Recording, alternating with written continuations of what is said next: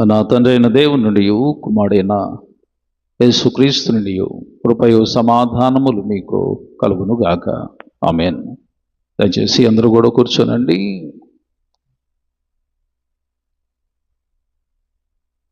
ప్రభునందు ప్రియమైన దేవుని బిడ్డలారా, మన ప్రభువును మన రక్షకుడును మన విమోచకుడునైన క్రీస్తు యేసు వారి శ్రేష్టమైన నామంలో మీ అందరికీ ఉదయకాలమున మరి ఒకసారి నా శుభాలను, అలాగనే ఆన్లైన్లో వీక్షించుచున్న ప్రతి ఒక్కరికి కూడా నా హృదయపూర్వకమైన వందనాలను తెలియజేస్తున్నాను. అందరూ బాగున్నారా? దేవుని మహాకృపలో మనమందరము మరి యొక్క పర్యాయము, మరి యొక్క ఉదయమున ప్రభు వారి యొక్క ముఖ దర్శనము చేసుకోవటానికి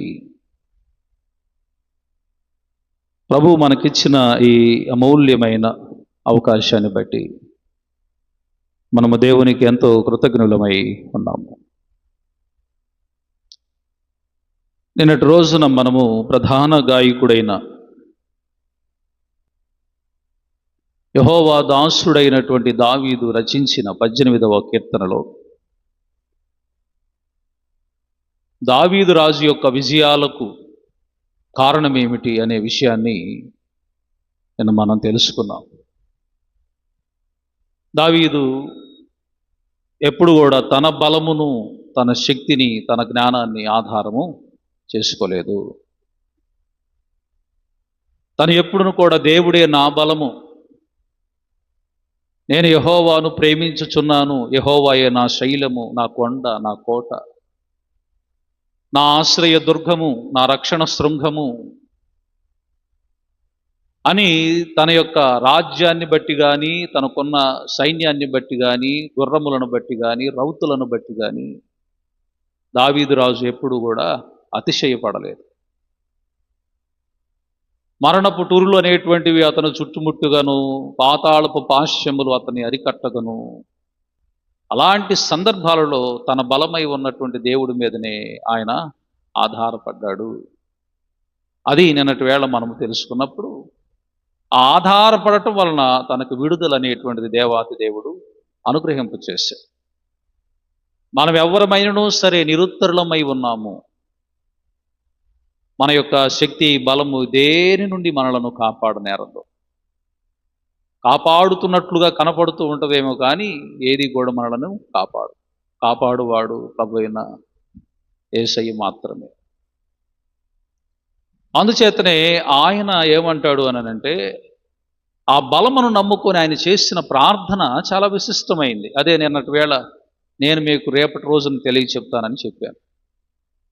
ఏమిటంటే ఆయన చేసిన ప్రార్థన ఇక్కడ ఏమంటాడు? ఈ ఒకే వచనము 18వ అధ్యాయము కీర్తనల గ్రంథంలో 6వ వాక్యములో చెప్పబడిన ఒకే ఒక వచనము. ఏమిటి ఈ వచనంలో చెప్పబడిన మాట? నా శ్రమలో నేను యెహోవాకు మొర్రపెట్టి తిని, నా దేవునికి ప్రార్థన చేసి తిని. అయితే ఇప్పుడు నేను యెహోవాకు నా శ్రమలో నేను మొర్రపెట్టడం వల్ల, నా దేవునికి నేను ప్రార్థన చేయటం వల్ల ఆయన ఎలాగున్నాడు అని అంటే, దేవుడు ఏ రీతిగా ఉన్నాడు, ఏ విధానంలో ఉన్నాడు అని అంటాడు ఇక్కడ కీర్తనాకారుడు. అంటే ఆయన తన ఆలయములో ఆలకించి నా ప్రార్థన అంగీకరించెను. దేవుడు అంట ఆలయములో ఉన్నటువంటి దేవుడు నా ప్రార్థన ఆలకించాడు, రెండోది నాకు అంగీకారం చెప్పాడు. ఈ మాటలు మీరు మనసులో ముద్రించుకోవాలి. దేవుడు ఆలయములో ఉండి ఆలకించాడు, రెండోది ఏమిటి? అంగీకరించాడు. ఇప్పుడు మూడో విషయం చెప్తున్నాడు. ఏం చెప్తున్నాడు అంటే, నా మొర్ర ఆయన సన్నిధికి చేరింది. తర్వాత నాలుగో విషయం ఏం చెప్తున్నాడంటే, ఆయన సన్నిధికి చేరి ఆయన చెవులలో జొచ్చెను. అంటే ఏంది? చేసిన ప్రార్థన వ్యర్థంగా పోలేదు. దేవుడు చెవుల్లోకి వెళ్ళిపోయేటట్లుగా దావీదు ప్రార్థన చేశాడు. అర్థమైందా? దేవుడు చెవుల్లోనికి వెళ్ళేటట్లుగా, ఆయన సన్నిధికి చేరేటట్లుగా, ఆయన ఆలయంలో ఆలకించేటట్లుగా, ఆయన తన యొక్క మొర్రను ఆలకించేటట్లుగా రాజైన దావీదు ప్రార్థన చేశాడు. ఈ రోజున నీ ప్రార్థన, నా ప్రార్థన కూడా అలాగనే ఉండాలి. మనం ప్రార్థన చేస్తూ ఉంటాము కానీ దేవుడు చెవుల్లోకి వచ్చేటట్లుగా మనం ప్రార్థన చేయలేకపోతున్నామేమో. ఇప్పుడు ఎలా చేయాలి పాస్టర్ గారు? ఆ ప్రార్థన ఎట్లా ఉంటుంది? దేవుని యొక్క చెవుల్లోనికి జొచ్చేటువంటి ప్రార్థన, అర్థమవుతుందా? దేవుడు తన ఆలయంలో ఆలకించే ప్రార్థన, దేవుడు మన మొర్రను వినేటువంటి ప్రార్థన, అలాగనే ఏమిటంట ఆయన సన్నిధిలోనికి చేరేటువంటి ప్రార్థన. ఎలాగ చేయాలి? ఏ విధంగా చేయాలంటే భక్తులు పరిశుద్ధ గ్రంథంలో 7 ప్రాముఖ్యమైనటువంటి ప్రార్థనలు చెప్పారు. 7 ప్రాముఖ్యమైనటువంటి ప్రార్థనలు. అందులో మొట్టమొదటిగా మనం జ్ఞాపకం చేసుకోవాల్సినటువంటి విషయం ఏంటంటే లూకాసు వార్తలో 18వ అధ్యాయము 1వ వచనాన్ని చదువుతూ ఉన్నప్పుడు పట్టుదలతో చేసేటువంటి ప్రార్థన అన్నారు దాన్ని. లూకాసు వార్తలో 18వ అధ్యాయంలోనికి వెళ్ళినప్పుడు ఒక విధవరాలు ఒక అన్యాయస్తుడైనటువంటి న్యాయాధిపతి దగ్గరికి వెళ్ళి, నా ప్రతివాదికి నాకు న్యాయము తీర్చయ్యా, న్యాయము తీర్చయ్యా, న్యాయము తీర్చయ్యా అని అడుగుతూ ఉంటది. ఈ అన్యాయస్తుడైనటువంటి న్యాయాధిపతి ఎన్నటికీ ఆవిడ మాట వినడు, ఎన్నటికీ ఆవిడను పట్టించుకోడు.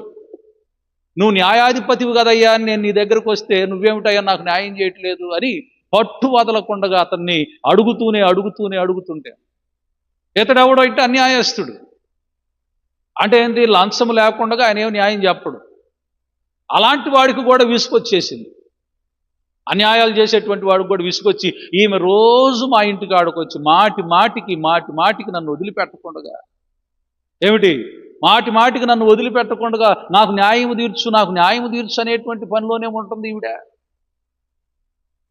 సో ఈమెకేదో ఒక న్యాయం చేసేద్దాం అని అంత అన్యాయస్తుడుగా ఉన్నటువంటి వాడికి న్యాయం చేయాలనేటువంటి తలంపు పుడితే మీ పరలోకపు తండ్రి మీకెందుకు న్యాయం చేయడు అని అన్నాడు.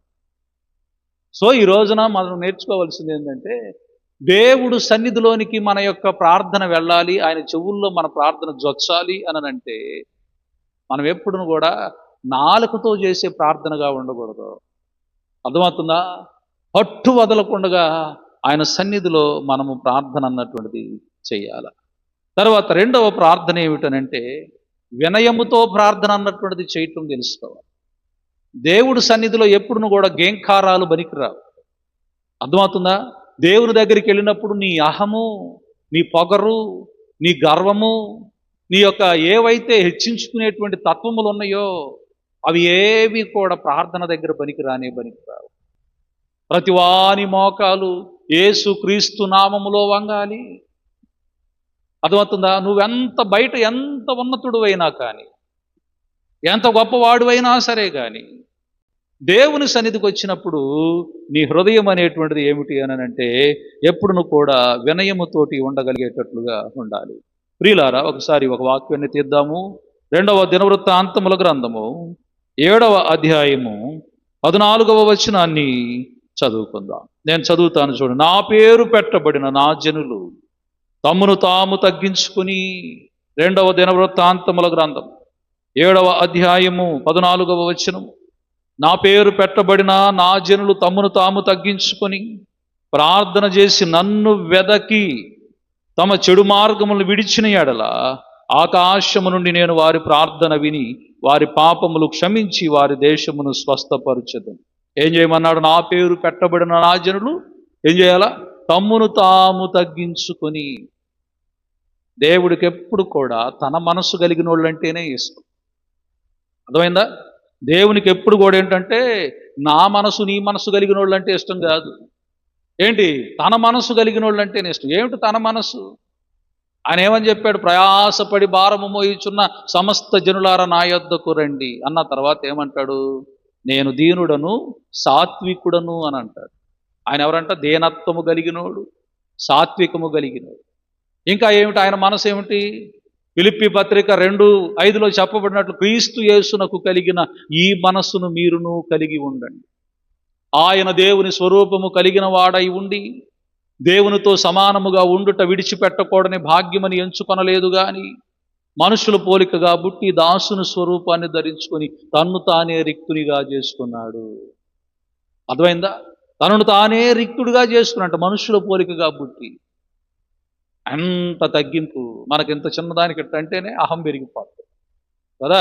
విపరీతమైన కోపాలు, మనకి అహంకారాలు. దేవుడికి కావలసింది మన ప్రార్థన ఆయన చెవులో జొచ్చాలి. ఆయన సన్నిధిలో మన మొర అనేటువంటిది చేరాలి. ఆయన ఆలయంలో మన ప్రార్థన అంగీకరించాలి అని అంటే మనం చేయవలసిన రెండవ రకం ప్రార్థన ఏమిటో తెలుసా? ఏంటి? పట్టుదలతో పాటు వినయముతో ప్రార్థన చేయటము తెలుసుకోవాలి. మూడవ ప్రార్థన ఏమిటో తెలిసిన? కృతజ్ఞతాపూర్వకముగా ప్రార్థన చేయాలి. ఫిలిప్పీయులకు రాసినటువంటి పత్రిక 4వ అధ్యాయం 6వ వచనంలో అంటాడు ఏంటి? ఏ విషయంలో చింతించకుడి. ఏమన్నాడు? ఏ విషయంలో చింతించకుడి గాని, ఆయన మాట్లాడే మాట, దేన్ని గురించి చింతించకుడి గాని ప్రతి విషయంలో ప్రార్థనా విజ్ఞాపనముల చేత కృతజ్ఞతాపూర్వకముగా మీ విన్నపములు దేవునికి తెలియచెప్పండి. పౌలు భక్తుడు తెలియచెప్పేటువంటి ఈ మాటలో ఉన్న విశేషం ఏమిటి? ఏ విషయంలో కూడా నువ్వు చింతపడదు. నిన్ను గుండెను పగలగొట్టే విషయాలు వస్తున్నా సరే నువ్వు చింతపడద్దు, నువ్వు దిగులు పడద్దు. నీ చింత యావత్తు నా మీద వెయ్యండి. ఆ చింతను కూడా నువ్వు ఎలా ఉంచుకోవాలని అంటాడంటే ఇక్కడ పౌలు, కృతజ్ఞతాపూర్వకంగా, దేవా ఈ బాధను నువ్వు నాకు ఎందుకు ఇచ్చావో నీకు వందనాలయ్యా అని ప్రార్థన చేయాలి. ఎప్పుడు ప్రార్థన చేస్తాం మనం అని అంటే, నాకు మేలు చేస్తేనే కృతజ్ఞతలు చెబుతాము అంటారు. యోబు భక్తుడు మీ అందరికీ తెలుసు కదా. ఒక రోజులోని అందరిని కోల్పోయినా కానీ ఆయన ఏమన్నాడు? కొడుకుల్ని, కూతుళ్ళని, పొలాలని, ఆస్తుల్ని, సంపదల్ని అన్నిటిని కూడా కోల్పోయి ఆయన ఏమంటాడు? యెహోవా ఇచ్చిన, యెహోవా తీసుకుని పోయిన యెహోవా నామానికి స్తుతులు చెల్లించు. చింతలో బాధపడతా ఉంటాం కదా, ఆ చింత దేవుడి దగ్గర తెలియచేస్తూ, ఇది నువ్వు నా జీవితంలోనికి ఎందుకు ఆహ్వానించావో ప్రభువా, దీని ద్వారా నువ్వు నాకేమి నేర్పబోతున్నావో, ఈ కన్నీరు నువ్వు నాకెందుకు ఇచ్చావో, ఈ బాధను నువ్వు నాకెందుకు ఇచ్చావో, ఈ వేదన నువ్వు నాకెందుకు కొరకు ఇచ్చావో ప్రభా, ఇది నీ చిత్తం ఏమిటో నాకు తెలియదు, కానీ ప్రభా దీన్ని బట్టి నేను నీకు కృతజ్ఞతలు తెలియజేస్తున్నాను. యెహోవా ఇచ్చును, యెహోవా తీసుకుని పోయాను అంటే అన్నీ కోల్పోయినా దేవా నీకు స్తోత్రం అని చెప్పాడు యోబు. మనం కూడా అలాగనే ఉండాలి అంటాడు పౌలు ఇక్కడ. నీ చింత, నీ దిగులు, నీ కన్నీరు ఏదైతే ఉందో అది యేసయ్య దగ్గర నువ్వు పెట్టి ఆయన మీద నువ్వు ఆధారపడు. విజ్ఞాపనపూర్వకంగా ఆయనకు తెలియచు. ప్రార్థనా విజ్ఞాపనల చేత మీ విన్నపములు దేవునికి తెలియజెప్పండి అని అన్నాడు. అర్థమవుతుందండి? మన ప్రార్థనలు దేవుని యొక్క చెవులోనికి జొచ్చాలి అని అంటే మనం చేసే ప్రార్థన ఎలాగ ఉండాలి? కృతజ్ఞతాపూర్వకంగా ఉండాలి. 4వ ప్రార్థన ఏమిటి అని అంటే భక్తుడు అంటాడు, విశ్వాసముతో కూడినటువంటి ప్రార్థన. ఏ ప్రార్థన ఉండాలి మనలో? విశ్వాసముతో కూడిన ప్రార్థన. భక్తుడైనటువంటి యాకోబు మాట్లాడుతూ చెప్తా ఉంటాడు. మొదటి అధ్యాయంలోనికి ఒకసారి వెళ్దాం. మొదటి అధ్యాయం, యాకోబు పత్రిక మొదటి అధ్యాయము 5-6 వచనాలను చదువుతాను. మీలో ఎవరికైనాను జ్ఞానము కొదువుగా ఉన్న ఎడల అతడు దేవుణ్ణి అడగవలెను, అప్పుడు అది అతనికి అనుగ్రహింపబడు. ఆయన ఎవరిని గద్దింపక అందరికి ధారాళముగా దయచేయవాడు. అయితే అతడు ఏమాత్రము సందేహింపక విశ్వాసముతో అడగవలెను. సందేహించువాడు గాలి చేత రేపబడి ఎగిరిపడు సముద్ర తరంగమును పోలి ఉండును. ఏముండకూడదు ప్రార్థనలో? సందేహంతో అడగకూడదు. ఏమో జరిగిద్దో జరగదో, చేస్తాడో చెయ్యడో కదా. చాలామంది మాకు ప్రార్థన ఎడ చేయాలో తెలియదు పాస్టర్ గారు అని అంటారు. ఇయే చెప్పినప్పుడు వినాలా, ఎడ చేయాలో తెలుసుకోవాలా. అర్థమైందా? మాకు ప్రార్థన ఎడ చేయాలో తెలియదయ్యా, మేము ఎడ చేయాలో మాకు అర్థం కాదయ్యా అని అన్నప్పుడు ఇయే చెప్పినప్పుడు వినాలా, నేర్చుకోవాలా. ఏంది? సందేహంతో జరిగిద్దో జరగదో, చేస్తాడో చెయ్యడో. చెయ్యాలనుకుంటే దేవుని చిత్తము. మళ్ళీ ప్రార్థనలో 3 రకాలైనటువంటి విషయాలు ఉన్నాయి. అవి దేవుని చిత్తం అయితే రేపు నేను చెప్తాను. అర్థమైందా? ప్రార్థనలో మళ్ళా 3 రకాలైనటువంటి విషయాలు ఉన్నాయి. దేవుడు అసలు ఏ ప్రార్థనలో ఏం చేస్తాడు ఏంటి అనేది రేపు మాట్లాడుకుందాం. ఈ రోజున ముఖ్యంగా జ్ఞాపకం చేసుకోవాల్సినటువంటి విషయం ఏంటంటే, సందేహం వద్దు.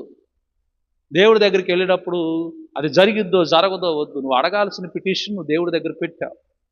పెట్టినప్పుడు నువ్వు సందేహం లేకుండా అడగటం తెలుసుకోవాలా. విశ్వాసంతో దేవుని కొరకు ఎదురు చూడాలి. అప్పుడేమిటి అనంటే దేవుడి యొక్క గొప్ప కార్యములు జరుగుతాయి.